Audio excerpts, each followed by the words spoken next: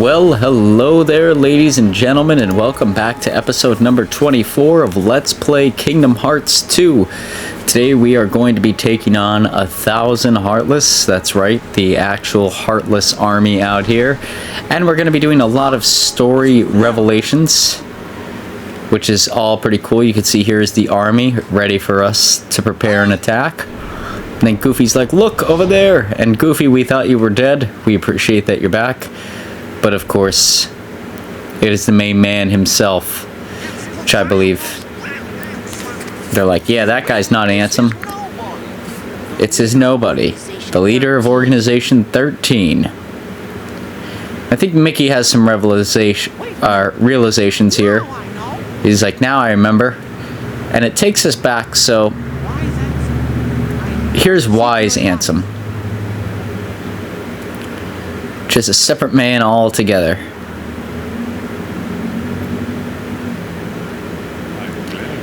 And they're going over the findings of Mickey's doors that he has located, which is probably just not vastly before Kingdom Hearts 1, but probably a good chunk before it. Well, as we dive later into the series, I'll kind of explain where that timeline is sort of lining up with.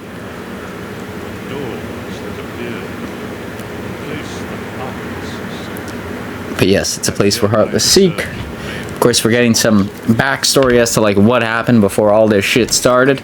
With that being said, soda pop time.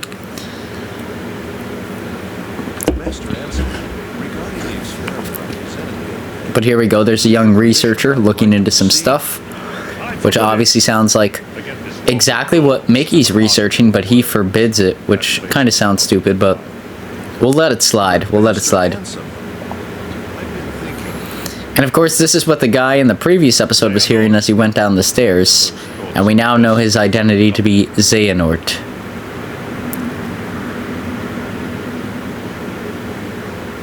And I believe we get a full look at him here. Yeah, and he looks very similar to Ansem and...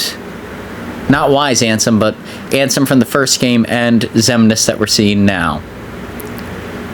So it appears at some point in time, Xehanort, Ansem's apprentice, had taken over the name of Ansem and is now Xehanort. Now that he's a nobody, after we defeated Ansem, I guess. I don't know. I do know, but I'm just trying to piece the story together with the information that is given to me. Like, we can't let Xehanort get away, and I'm like, right. These guys give me the 2 thumbs up, and now it's time for Sora to run into epic battle. So let's go, let's take down the army.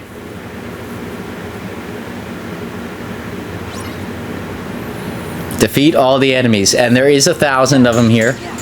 That is the number we actually need to defeat. You're better off, if this is your first time playing through this and you're not aware, you are better off using all the triangle commands you possibly can. It's the way to get through this the fastest and take little damage, because it is possible to die here, although I would say it's probably rare that that actually happens.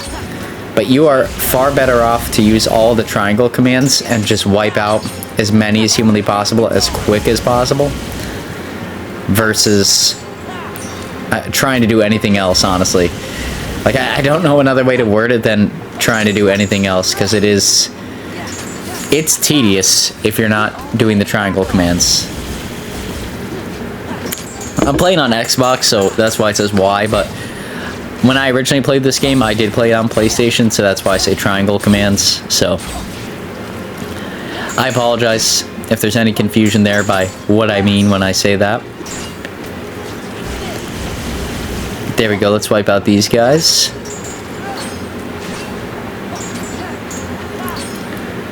Continuing to battle our way. We're about a quarter of a way through the army, which is not bad, but it gets harder to just pinpoint people down, I find. There we go, we're about a third of a way through all the foes.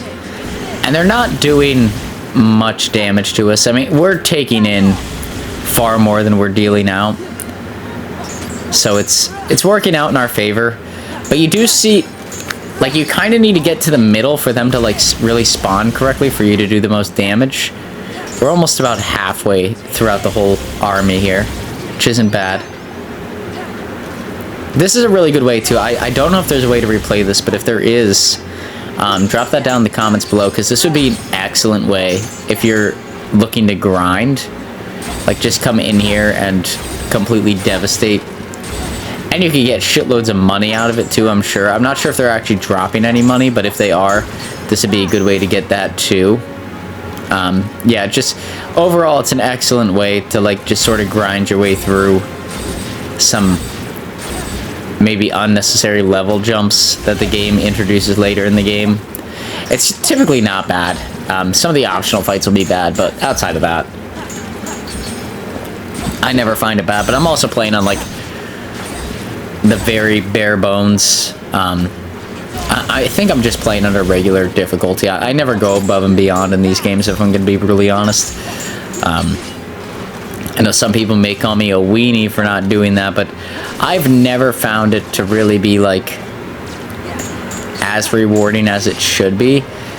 Which is odd, because Kingdom Hearts 2 is actually, out of all the Kingdom Hearts games, it's one of the games, even just all games in general, when people talk about, like, the harder difficulty, people often reference Kingdom Hearts 2 as being one of the games that, like, truly does difficulty ranking correctly, where enemies take more damage when you deal it, but when they deal damage, they deal a ton more damage as well. So things feel, like, more even. Versus, I know in a lot of other games, they just ramp up the health that enemies have and things like that. So I've often heard this game referred to as, like, you know, one of, like, the best examples of difficulty ranking, but honestly, I've never had, like, any level of satisfaction from beating this on, I think it's Proud mode is, like, the top mode that you can beat it on, and I have beaten on that in the past, but when I'm doing a Let's Play like this for the channel, my goal is to not be fed up with the game by the end of it, and to give you guys the honest opinion of the game at its base, like what I think about the game as a whole versus what I think about 100%ing the game or anything like that, because realistically, anybody playing this game is not going to 100% all the way through it. Honestly, they're not even going to do likely what I may do, because I may go and get the ultimate weapon and things like that if I have a lot of time here, being as I've essentially given myself an extra month and change to get through all this. So, you know, we will have some extra time for some grindy stuff, but you know, that it sort of goes along with the videos too, right? If I'm not going to spend a full week of episodes grinding or anything like that either, so just sort of, excuse me, it depends on, like, where we wind up on that end of the scenario as well. But we'll see as we get there, folks. You know how it goes. Everybody knows how it goes. When there's something strange in your YouTube algorithm, who are you gonna blame? Average Joe, of course. But we are almost through the entirety of this battle. We have about 50 opponents left. It's pretty exciting. And I don't think I use any forms here, but I know I said in the last episode, and you will see it a lot moving forward, I am going to be using a lot more of Sora's forms here later in the game. Just because the game gives it to me, like, why not, you know? Like, it just makes sense. Like, it's not cheating. The game gives you those intentionally to help you in tight situations. So, that's what we're going to be doing.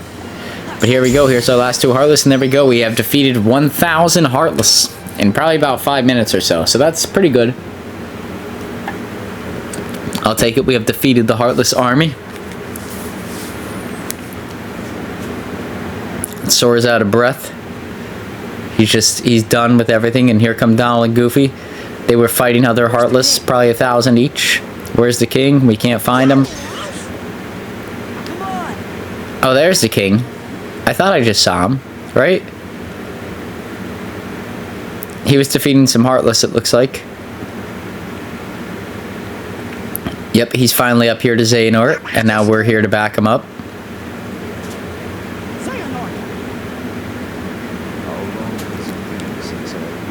Since he abandoned that name.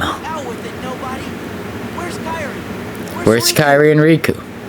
Come on, man. I know nothing of any Kairi. For Riku, ask the king. Oh, that's gonna cause some distrust.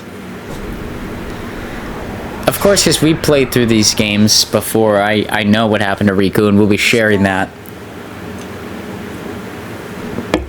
sooner versus later. But Sora's just left here pissed off with no new answers.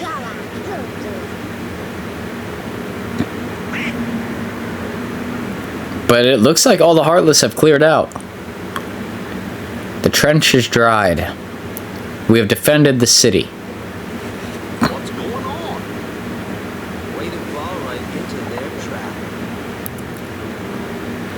And Axel's here. Axel is, of course, legitimately a traitor to the organization at this point in time. I think they all want him dead. I think everybody pretty much wants Axel dead. It's a setup by Organization. He's like, this was a setup by Organization 13. Destroy the Heartless. He wants us to destroy the Heartless. That's part of his master plan. The guy you just saw. Xemnas is the guy we just saw. He's the leader. Xemnas. Because he's the nobody of Xehanort. Organization 13 wants to get rid of the Heartless. So they want to get rid of the Heartless. Man, you're slow. It's like, you guys are slow. Every Heartless slain with the Keyblade. Let's go of a captive heart. And that's what the organization's after. What are they going to do with the hearts? Good question. Axel decides to be silent halfway through. And he's like, yep, I kidnapped Kairi.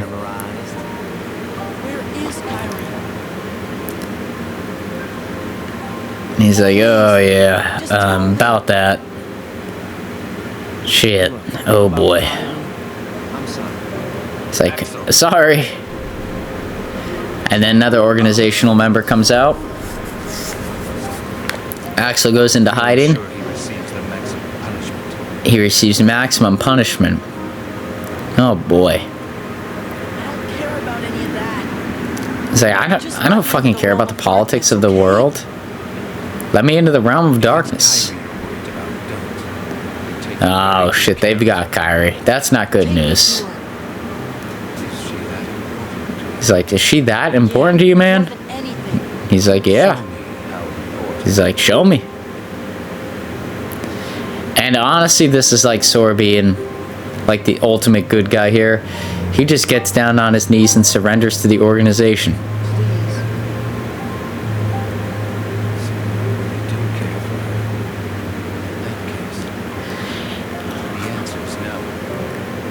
And I get, yeah, in that case, the answer is no. And it's like, oh, why would you piss him off? You know what you could do? You could say, well, in that case, you have to defeat all these Heartless again, and again, and again. And, like, slowly torture him. And let him see Kairi from time to time, but make him kill Heartless. Like, you could get what you want. You could separate him from the group right now. He just was on his knees asking to see her. Like, it's... Their plan really falls apart when taken bit by bit. But like I said, it is still one of my favorite games. I'm not going to kill it that much. I absolutely still love it. I'm not hating on it. Just saying, hey, some elements aren't all that great.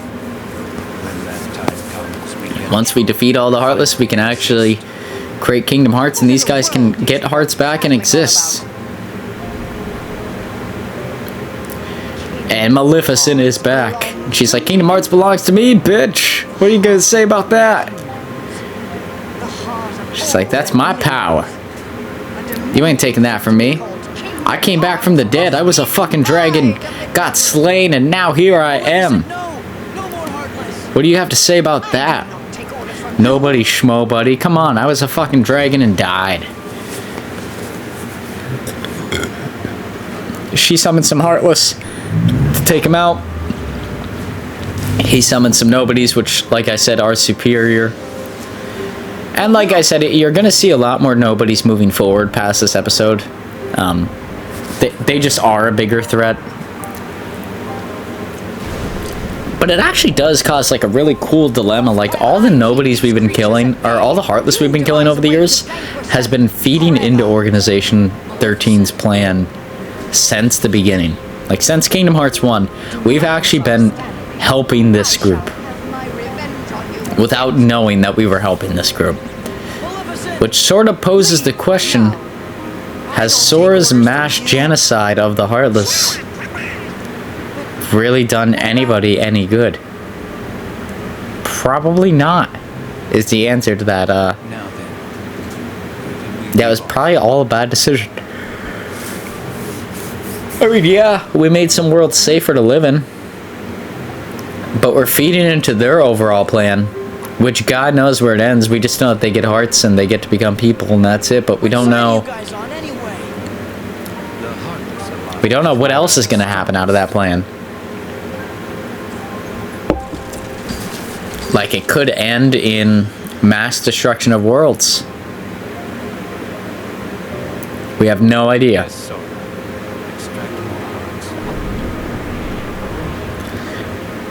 And why are they letting us in on the plan now? There was really no need for, like, letting us in on the bad shit that we're doing, other than to make each moment past this count. And let me tell you, I'm grinding nonetheless. I could give two fucks about those hearts. Yeah, and Sora's asking the same questions I was just asking. Instead of using the Keyblade, Sora could also adapt a big-ass sword. We've seen that work with other characters before. Leon's not releasing hearts. Neither is Cloud or Sephiroth. We could be doing that. Speak of the devils. Here they are. And they see a big-ass light emerging. Sora, Donald, Goofy, always in that order. They're not going down that easily. Keyblade's chosen one. He's a lucky kid. Pretty valid point. It's going to take a lot to kill Sora, Donald, and Goofy. It is for sure going to take a great act to take our group down. But here we go. We're at another organizational meeting. There's a lot more members missing from the seats now. Yeah, because you fucking told it to him, asshole. You didn't need to tell him. Sora knows the truth now. Yeah, because you fucking laid out the master plan in front of him. There's no reason for it. I mean, Axel kind of laid out half of it, but you didn't need to lay out the other half. Could have said that Axel was wrong about the whole thing and trying to manipulate Sora and caused a war between Sora and Axel. Didn't need to go that way. But of course, yeah, he's right. Sora's heart is aligned with the good guys. He's going to help out. We already know that. That's just how Sora is. So I guess their plan is in motion, but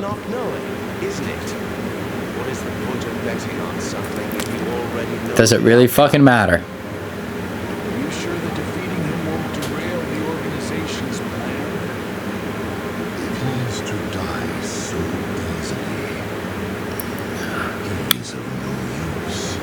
Yeah, and if he died easily, he wouldn't be of use to these guys. So God knows what their plan is with him. I have a pretty good idea because I played the other games, but for those who haven't, I'm sure you could take a while to guess at what his plan is. But with that being said here, ladies and gentlemen, we are approaching the end of this Let's Play. If you did like it, please feel free to like, comment, subscribe.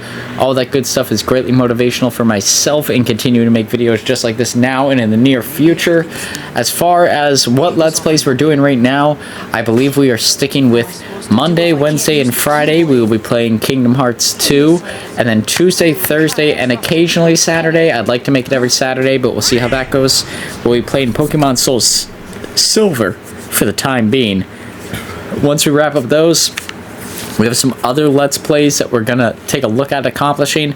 If you're interested in what those Let's Plays will be, I would like to refer you to the Average Joe What to Expect 2023 episode in the random / miscellaneous videos folder, playlist, whatever you call it here on YouTube.